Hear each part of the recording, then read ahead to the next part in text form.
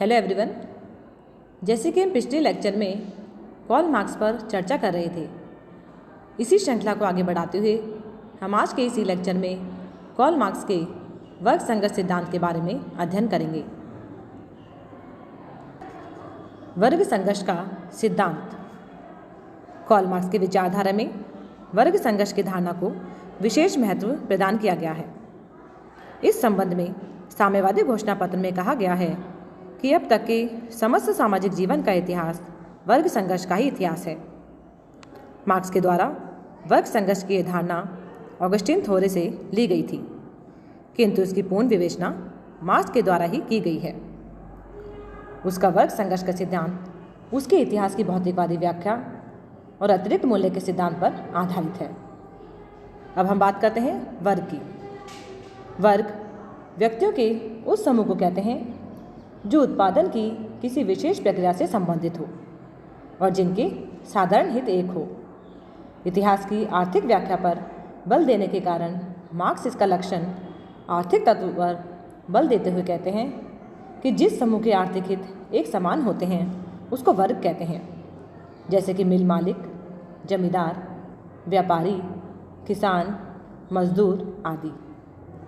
अब हम बात करते हैं कि संघर्ष की। संघर्ष का अर्थ केवल लड़ाई नहीं है, किंतु इसका व्यापक अर्थ असंतोष, रोष और आंशिक असहयोग है। इस प्रकार मार्क्स के अनुसार संघर्ष का अभिप्राय यह कदापि नहीं है कि समाज में निरंतर युद्ध की सी स्थिति बनी रहे, अपितु इसका केवल इतना अर्थ है कि समाज में एक वर्ग ऐसा अवश्य होता है कि जिसकी आवश्यकताएं पूरी न होने से वह सर्वदा असंतुष्ट रहता है। इस असंतोष को वह वर्ग समय समय पर कई रूपों में असहयोग, हड़ताल आदि द्वारा व्यक्त करता है, और जब यह असंतोष असहनीय हो जाता है तो द्वंद्ववाद के आधार पर यह संघर्ष क्रांति का रूप ले लेता है, जिसमें शोषित वर्ग का पतन अवश्यंभावी है। मार्क्स के अनुसार समाज का विकास वर्गों के आपसी तालमेल, सहयोग तथा शांतिपूर्ण सहअस्तित्व के आधार पर नहीं होता है, बल्कि वर्गों के आपसी संघर्ष के परिणाम स्वरूप होता है। समाज में तमाम परिवर्तन वर्ग संघर्ष के आधार पर ही होते हैं तथा इससे समाज का विकास होता है। दास युग में मालिक और दास, सामंत युग में सामंत और किसान के वर्ग होते थे, और आज के पूंजीवादी युग में आजीविका कमाने के साधनों के आधार पर समाज को दो वर्गों में विभाजित किया जा सकता है, पूंजीपति या बुजुर्गा तथा श्रमजीवी या सर्वहारा। बुजुर्गा वर्ग उस संपत्ति का स्वामी है जिसका उपयोग वह श्रमजीवी के श्रम से अवैध लाभ प्राप्त करने के लिए करता है।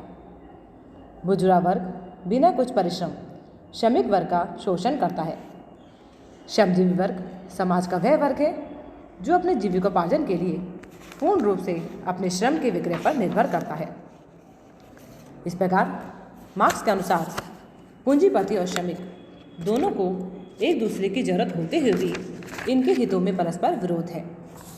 पूंजीपति कम से कम मजदूरी देना चाहता है जिससे उसे अधिकाधिक लाभ हो, और मजदूर अधिक से अधिक मजदूरी लेना चाहता है। अतः हितों के विरोध के कारण इन दोनों में संघर्ष आरंभ हो जाता है। यही वर्ग संघर्ष की बुनियाद है, और इसी कारण वर्ग संघर्ष हमेशा से चला आ रहा है। वर्ग संघर्ष की अपनी इस धारणा के आधार पर कार्ल मार्क्स पूंजीवाद के अंत की अवसंभावना व्यक्त करता है। उसके अनुसार पूंजीवादी अवस्था में ही स्वयं अपने विनाश के बीज निहित हैं। पूंजीपति अधिक उत्पादन में विश्वास करते हैं, जिसका परिणाम थोड़े से व्यक्तियों के हाथ में धन का एकत्रित होना होता है। इसके परिणाम स्वरूप पूंजीपतियों की संख्या में निरंतर कमी और श्रमिकों की संख्या में वृद्धि होती है।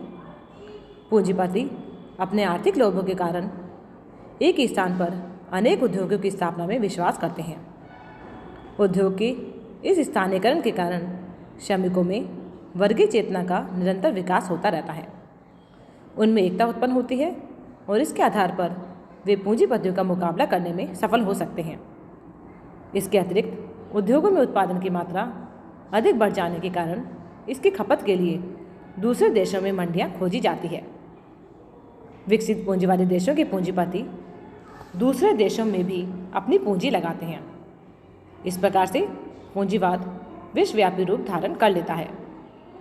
पूंजीवादी व्यवस्था का एक परिणाम बार बार आर्थिक संकटों की उत्पत्ति है, जिसके परिणाम स्वरूप पूंजीपतियों की स्थिति असुरक्षित हो जाती है। सभी देशों के श्रमिक समान रूप से पूंजीवाद के शोषण और अत्याचारों से पीड़ित होते हैं। अतः श्रमिक आंदोलन बहुत अधिक सुसंगठित हो जाता है और अंतर्राष्ट्रीय रूप ग्रहण कर लेता है। पूंजीवाद इस सुसंगठित श्रमिक आंदोलन के सामने टिक नहीं सकता और इस प्रकार पूंजीवाद स्वयं अपने अवश्यंभावी विनाश का कारण बन जाता है। श्रमिक पूंजीपतियों से पूंजी और उनके सहायक वर्ग से सत्ता छीन लेने के उपरांत सर्वहारा वर्ग का अधिनायकत्व स्थापित कर सकते हैं। वर्ग संघर्ष की धारणा किस प्रकार से पूंजीवाद के अंत का मार्ग प्रशस्त करती है, इसे स्पष्ट करते हुए कोकर ने लिखा है कि पूंजीवादी व्यवस्था मजदूरों की संख्या बढ़ाती है, उन्हें वह संगठित समुदायों में एकत्रित कर देती है, उनमें वर्ग चेतना का प्रादुर्भाव करती है और उनमें परस्पर संपर्क तथा सहयोग स्थापित करने के लिए विश्वव्यापी पैमाने पर साधन प्रदान करती है, उनकी क्रय शक्ति को कम करती है और उनका अधिकाधिक शोषण करके उन्हें संगठित प्रतिरोध करने के लिए प्रेरित करती है। मार्क्स के वर्ग संघर्ष सिद्धांत की आलोचना। मार्क्स के वर्ग संघर्ष सिद्धांत की विभिन्न तर्कों के आधार पर आलोचना की गई है, जिस पर हम विभिन्न बिंदुओं के माध्यम से चर्चा करेंगे। जिसमें से पहला है कि सामाजिक जीवन का मूल तत्व सहयोग है, संघर्ष नहीं। यानी कि मार्क्स की इस धारणा को स्वीकार नहीं किया जा सकता कि संघर्ष ही सामाजिक जीवन का मूल तत्व है। वास्तव में यदि ऐसी स्थिति होती तो मानव समाज कभी का समाप्त हो गया होता।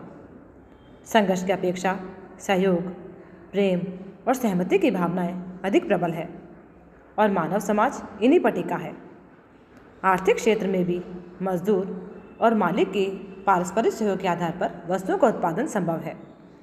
मार्क्स ने सहयोग के तत्व की उपेक्षा करते हुए और संघर्ष के तत्व पर अधिक बल देकर बड़ी भूल की है, जिसने मार्क्स के दर्शन में रचनात्मकता का अभाव कर दिया है। इसी प्रकार दूसरा बिंदु है कि समाज के केवल दो वर्ग ही नहीं, यानी कि मार्क्स ने समाज में दो वर्ग ही माने हैं, किंतु वास्तव में समाज के अंतर्गत केवल दो वर्ग ही नहीं होते, वरन इसके अतिरिक्त एक तीसरा वर्ग बुद्धिजीवी वर्ग या मध्यम वर्ग भी होता है। उसके समकालीन लेखकों ने इस वर्ग पर ध्यान दिया है, किंतु इसके द्वारा मध्यम वर्ग के अस्तित्व को स्वीकार न करना उसके सिद्धांत की एक बड़ी कमजोरी है। वकील, इंजीनियर, डॉक्टर, अध्यापक और टेक्नीशियन सभी मध्यम वर्ग में हो जाते हैं और उन्होंने समाज के विकास में सदैव ही सर्वाधिक महत्वपूर्ण और निर्णायक भूमिका अदा की है। मध्यम वर्ग का स्वरूप, इसकी समस्याएं और आवश्यकताएं दोनों वर्गों से नितांत भिन्न और पृथक है। इस कारण उस पर पृथक से विचार करना नितांत आवश्यक हो जाता है। इसी प्रकार वर्ग संघर्ष सिद्धांत की आलोचना का जो तीसरा आधार है वह यह है कि सामाजिक और आर्थिक वर्ग एक ही नहीं है। यानी कि मार्क्स की एक मूल त्रुटि यह है कि उसने सामाजिक और आर्थिक वर्गों को एक मान लिया है। समाजशास्त्रियों को कहना है कि वर्गों को केवल आर्थिक आधार पर बांटना गलत है। समाज को ठीक और पूर्ण रूप से समझने के लिए उसे जाति, धर्म, शिक्षा, व्यवसाय, वर्ग, योग्यता, सामाजिक स्तर और जनता के आधार पर भी बांटा जाना चाहिए, अन्यथा हमारा अध्ययन अधूरा ही रहेगा। मार्क्स के द्वारा सामाजिक और आर्थिक वर्गों को एक मानने का कारण संभवतः यह था कि वे वर्ग की अपनी धारणा को सही बताकर उसका प्रयोग राजनीतिक दृष्टि से करना चाहता था। उसके इस प्रयत्न ने अनेक त्रुटियों को जन्म दिया। इसी प्रकार मार्क्स के वर्ग संघर्ष सिद्धांत की आलोचना का जो चौथा आधार रहा वह यह है कि समस्त इतिहास वर्ग संघर्ष का इतिहास नहीं है। यानी कि यह सोचना कि संसार का सारा इतिहास वर्ग संघर्ष का इतिहास है ऐतिहासिक दृष्टि से सत्य नहीं है। धर्म, शक्ति प्रदान करने की इच्छा, भूमि और मानवीय भावनाएं तथा दुर्भावनाएं सदैव ही संघर्ष के महत्वपूर्ण कारण रहे हैं। इसलिए यह मानना कि समस्त इतिहास वर्ग संघर्ष का इतिहास है, गलत है। इसी प्रकार जो नेक्स्ट आलोचना का कारण है वह यह है कि मार्क्स की भविष्यवाणी का वैज्ञानिक आधार नहीं है, यानी कि वर्ग संघर्ष के सिद्धांत के विरुद्ध सबसे अधिक महत्वपूर्ण आलोचना यह है कि श्रमजीवी वर्ग की अंतिम विजय और उसके अधिनायकवाद की स्थापना की भविष्यवाणी का कोई वैज्ञानिक आधार नहीं है। यह मार्क्स की कामना और आशा की अभिव्यक्ति दिखाई पड़ती है, तथ्यों पर आधारित तर्क सम्मत परिणाम नहीं है। यदि हम मार्क्स की इस बात को भी मान लें कि पूंजीवाद का विनाश निश्चित है, तो भी उसका आवश्यक परिणाम साम्यवाद की विजय ही तो नहीं हो सकेगा। इस प्रकार से आलोचकों ने मार्क्स से वर्ग संघर्ष सिद्धांत की आलोचना की है। संक्षेप में, मार्क्स का वर्ग संघर्ष का सिद्धांत एक जटिल सामाजिक प्रणाली का सरलीकरण करने का प्रयास है। मार्क्स ने इस सिद्धांत का प्रयोग अपने मनवांछित उद्देश्यों को पोषित करने के लिए एवं विवादास्पद दलीय हितों की पुष्टि के लिए किया था। अतः कहा जाता है कि किसी भी समाज की वर्ग व्यवस्था इतनी जटिल होती है, विशेषकर औद्योगिक समाज की, कि उसे मार्क्स के सरलीकृत सिद्धांत से नहीं समझा जा सकता। लेकिन मार्क्स का वर्ग संघर्ष सिद्धांत श्रमजीवी वर्ग के लिए महान प्रेरणा का स्रोत है, क्योंकि इसके द्वारा श्रमजीवी वर्ग की विजय अवश्यंभावी बताई गई। प्रभाव की दृष्टि से यदि उस सिद्धांत का हम मूल्यांकन करें तो हमें यह ज्ञात होगा कि वर्ग संघर्ष के शस्त्र को अपनाकर विश्व मानवता के बहुत बड़े भाग ने प्रत्यक्ष रूप से पूंजीवादी बुराइयों से मुक्ति प्राप्त करने में सफलता प्राप्त की है। यही नहीं, पूंजीवादी देशों में भी श्रमिकों की दिशा सुधारने और उन्हें सामाजिक सुरक्षा प्रदान करने के जितने भी प्रयास हुए हैं, उनको प्रेरित करने में वर्ग संघर्ष के सिद्धांत ने अप्रत्यक्ष रूप से महत्वपूर्ण भूमिका का निर्वाह किया है।